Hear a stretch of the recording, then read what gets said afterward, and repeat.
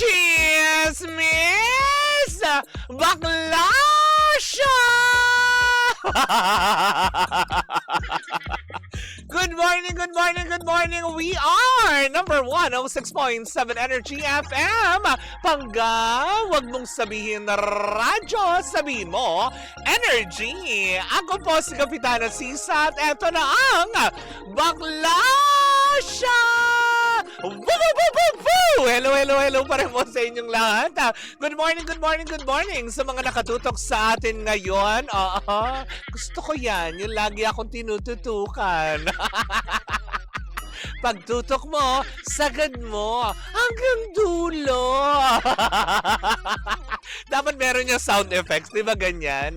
Eto na, ang pagkatututukan mo, sagad mo, hanggang dulo. Oy, ganon, dapat may pa-horn, ganon ang jeep.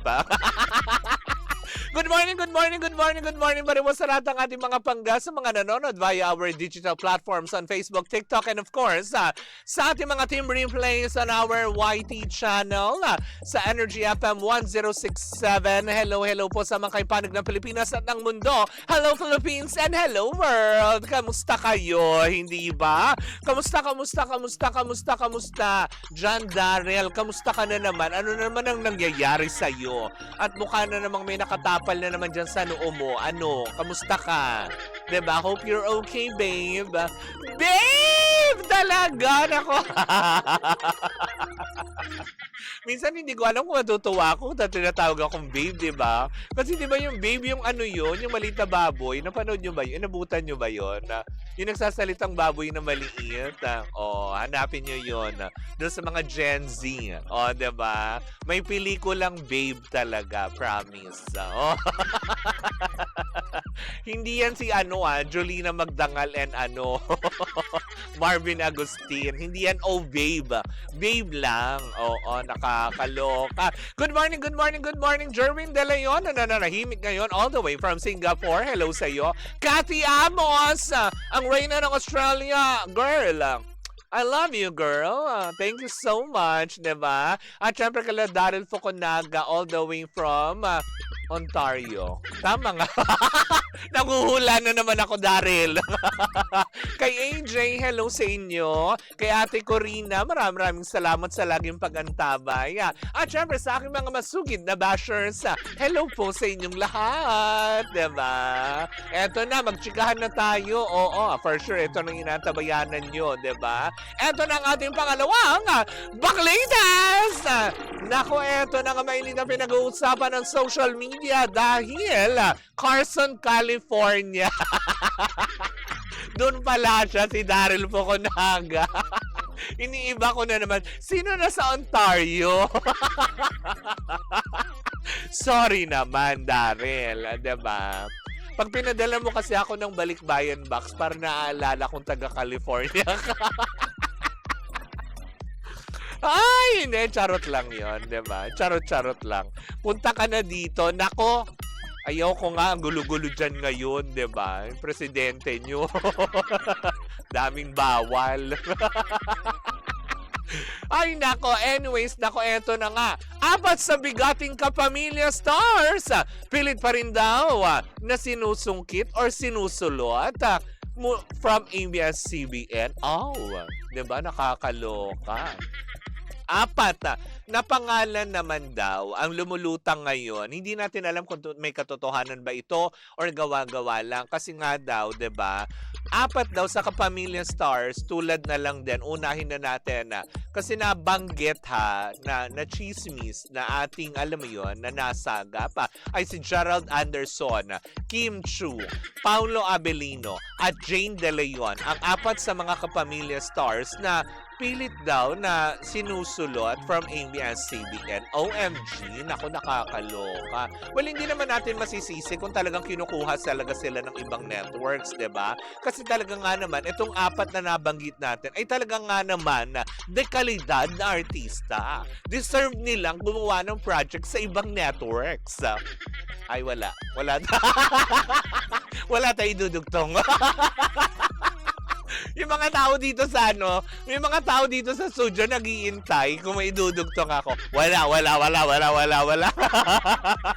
Pero yun na nga, 'di ba? Sabi nga ng ilan na parang, bakit, 'di ba? Wala sigurong masama kung sakali man din magtrabaho sila sa ibang network. But, 'di ba? Sabi rin ng ilang kanilang mga taga-suporta, paano mangyayari yung sulutan or pagsungkit sa kanila? Kasi katulad niyan, si Paolo Abelino and Kim Chiu may ongoing teleserye, right? Yung The Alibi, which is sabi ko nga kanina sa ating first cup, 'di ba? Is na maganda at gumaganda everyday ang Alibi. Hindi siya sabihin mo na stagnant lang na storya, kundi everyday rumorolyo at iba-iba nang inaantay. Hindi mo na-anticipate kung ano mga mangyayari. Tapos second, marami din ang napaisip, si Gerald Anderson? Hindi ba meron siyang project na gagawin at papalabas na nga yung Blood versus Duty nila? Netong si Richard Gutierrez, diba? Under Kapamilya.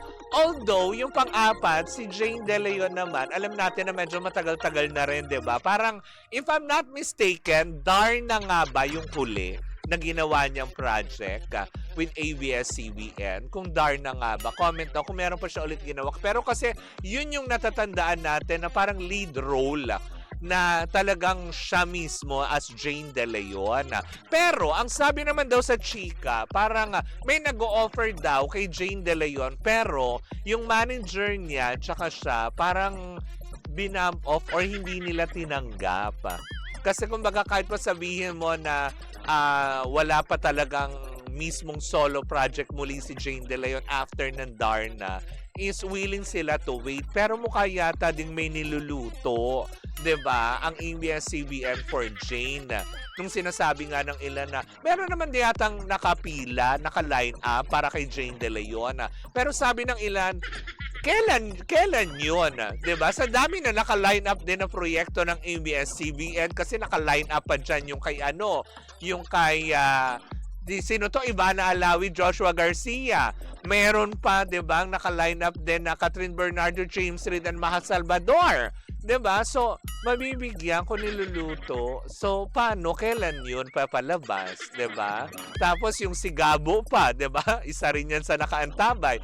Tapos, 'di ba, napapabalita pa na magkakaroon ng season 2. 'Di ba? Ang Incognito. 'Di ba? So, paano? 'Di ba? Sabi ng ilan. Tapos, sabi naman ng ilan, okay. So, ang palaisipan na naman sa lahat, sino naman ang pinagbibintangan nilang nanunulot? TV5 na naman. O, diba? Bakit ganun lagi? Ba't ba ganun ang tingin nyo sa Oo, wala silang sabihin na nga natin na konkreto. Meron naman silang Totoy Bato. Oo, given. At alam mo yun, hindi naman din matatawaran yung galing ni Kiko Estrada na bumibida doon. Oo, sabihin na nga natin na medyo kulang. Pero hindi naman siguro to the point na bakit lagi maiisip, TV5 yan. Diba? Ay, ano na naman yan. Diba? Walang pinagkaiba yan parang sa Showtime. Diba? Na lagi ang mga mata na sa Showtime. Hindi naman porket na sabihin na nga natin kasi marami din na nagtatag na, hindi kasi nandyan si Mr. M. Baka talagang, alam mo yun, tactic nila yan na meron, alam mo yun, kumuha ng ibang, Talaga ba lagi? 'Di ba? Bakit naman nung napunta si Mr. M sa Sparkle, 'di ba? Ganon din naman yung intriga. Hindi na nawala, 'di ba? Pero may nahatak ba, 'di ba? Si Mr. M from Kapamilya dati to Sparkle, may nahatak ba siyang malaking artista? Meron mangilan-ngilan kasi nagkakaroon na ng collaboration. Na ngayon napapanood na natin ng GMA7 kasi nga, 'di ba? No more network wars. Kumaga inopen na nila, 'di ba, ang doors para sa lahat ng mga artista na gustong magtrabaho, 'di ba? Pero dito, 'di ba, na porket ba ngayon na may rumor kasi meron pa yatang isa. Nakalimutan ko lang yung pangalan ng artista na sinasabi din daw na kinukuha din daw ng TV5 pero baka naman gusto lang bigyan ng trabaho kaya naman kinukuha. Sabi niya fast forward ang mga series nila para madaling matapos. Ang alin, Daryl. Diba? Baka magkaroon ng cooking show si Jane kasi may niluluto. Ay, Jeff Oliver. magluluto habang lumilipad, gano'n. Malay mo naman magkaroon ng proyekto kasi dati lumilipad siya. Malay nyo naman ngayon paggapangi naman siya.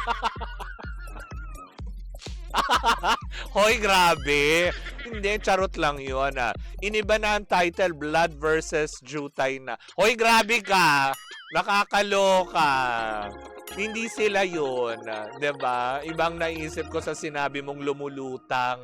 Hoy, grabe ka. Huwag ka nag-i-imagine, Darnel. Hindi kasi Congressman Suntay para mag-imagine, ha? Bawal yon. Malay mo, may dalang walis. Uy, grabe naman kayo. 'Di ba? Malay nyo naman din. 'Di ba? Totoo nga. Sabi niya yung The Alibi kasi napapalabas na yan sa Prime Video. Oo, 'di ba? AJ Kalinisan.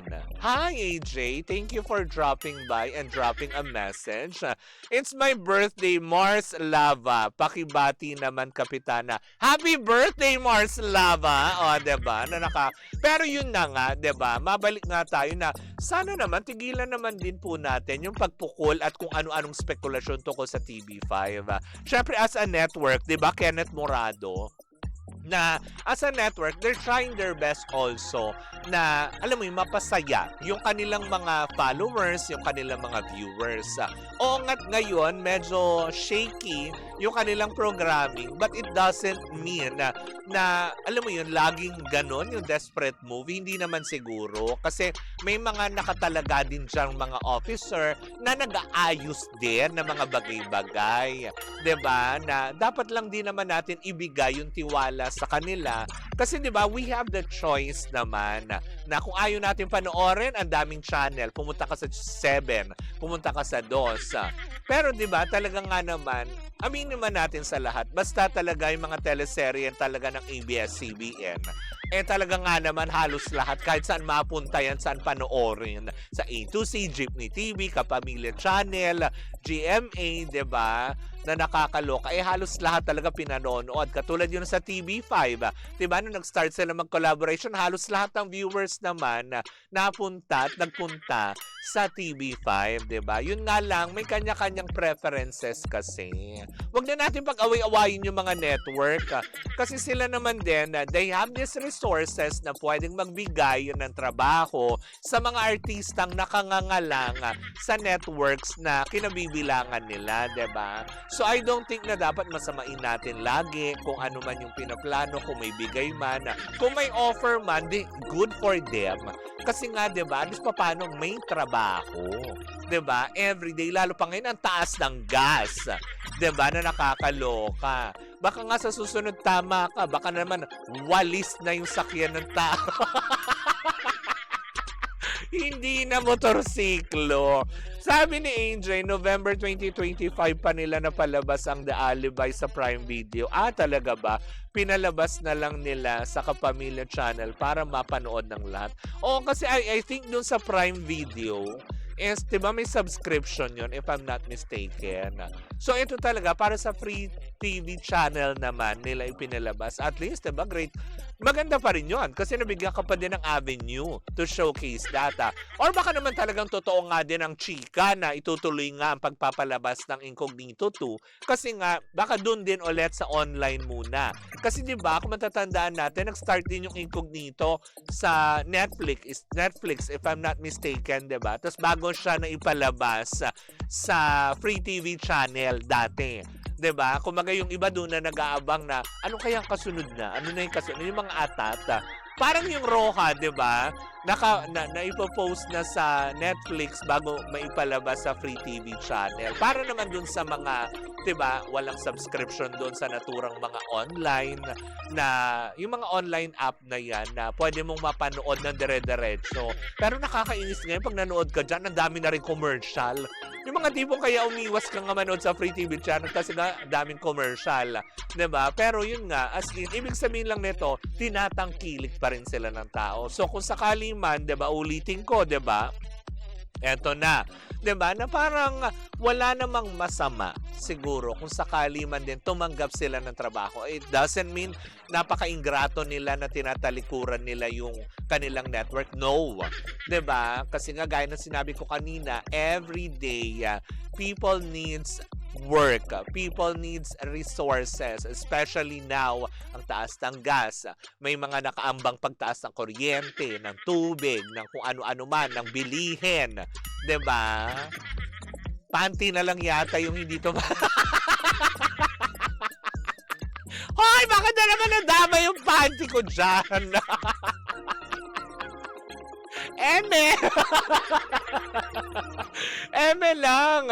Mautak din sila, no? Pinapalabas muna sa Prime Video para kumita. Eh, syempre, di ba, ngayon hindi mo rin naman na masabi. Kasi not all people now, pag uwi ng bahay, di ba? Syempre, ang kalaban nila dyan una, Daryl, is ang digital world. Di ba? Kasi kung dati, di ba, yung pag-uwi ka, bubukas ka ng TV, manonood ka, yung iba, kaya ini-embrace na rin ng TV siguro ang digital world. Kasi nga, di ba, na kaysa naman na, alam mo yon, malaman mo na, ay, wala nang nanonood, ay, walang ganito, di ba? Kasi nga, syempre, yung mga tao uuwi ng bahay, pagod na. Yung iba naman sa cellphone na nakatutok, di ba? So, nawawala na ng saysay yung mga TV sa bahay. Yung mga ganyan. Naalikabukan na lang. Ganon. Sweldo rin ba tumataas? Oo naman, nararamdaman ko naman yun. Diba? Sabi naman niya, shoutout po Kapitana Sisa dito po kay Kuya Ben sa baba, luto ng fishball. Si Benedict Ramos. Oy, nandiyan si fishball. Hi! Ayan, in fairness. Kuya Benedict Ramos. O, diba? Ang masarap na mag-fishball dyan sa baba. O, in fairness. Ang sarap kaya ng squid ball ni Kuya Benedict. Makunat-kunat. Anyways, 'di ba? Yun nga, ulitin lang natin bago tayo tuluyan magpaalam, 'di ba? There's nothing wrong if ever man. Dahil ito is, alam mo, nagse-circulate lang online. Wala pa naman din, ulitin ko wala pong kumpirmasyon pa patungkol dito. Ito yung umiikot lamang sa social media at napag-uusapan. Yung iba nagbibigay kaagad ng reaksyon patungkol dito. Pero kung sakali man din, nabigyan man at mabigyan sila ng pagkakataon magkaroon ng trabaho sa TV5, then so be it, 'di ba? Blessing pa din yun. Work pa din yan. 'Di ba, na makakatulong sa kanilang pang-araw-araw na buhay, lalo pa kung sila ay nagagas, gumagamit ng sasakyan. Well, in the meantime, parang gusto ko na lang sakyan si Darna kesa kasi ang mahal ng gas. Wag, Jeff, sumakay ka ng walis, gano. Anyways, ako mga bagaya, muna ang ating Chicano na Tuesday morning. Muli po ako po si Kapitana Sisa at eto pa rin ang Bakla Siya! At tuloy-tuloy pa rin po ang ating tugtugan. Dito po lamang yan sa number 106.7 Energy FM. Pangga, wag mong sabihin radyo, sabihin mo Energy!